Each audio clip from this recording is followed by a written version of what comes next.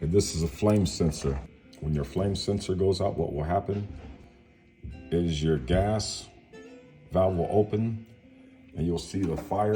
It'll light up in your burners, but it only lasts for 3 or 4 seconds or maybe 5, and then it'll go back out and then it'll keep cycling. And that's because you see all that buildup on your flame sensor. This is the flame sensor right here. And it can't get an accurate reading, and it will send a signal to the motherboard right here that it's not working correctly, and it will turn the gas off. This is a safety feature. Okay, so how to fix this? I'm just gonna take the sandpaper and clean this right here with the sandpaper.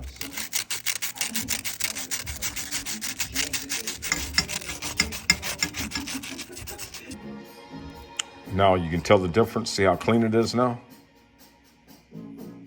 Now it should work unless there's a problem with the motherboard. Now you can put the flame sensor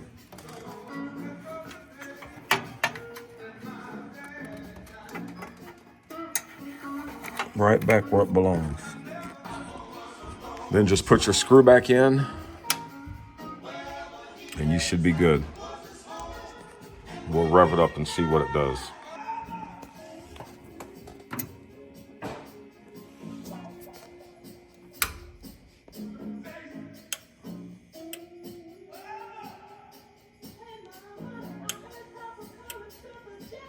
Okay, we have a nominal operation.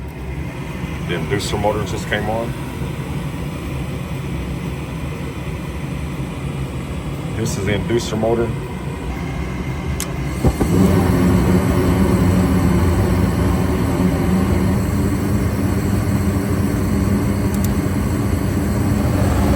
All right, it stayed on. We have heat.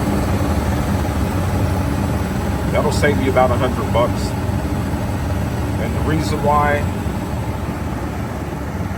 that sensor gets dirty is because you see there's no filter. If you don't have a filter,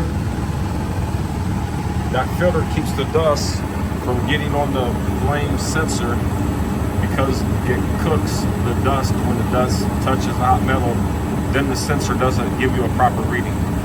It's all good to go now.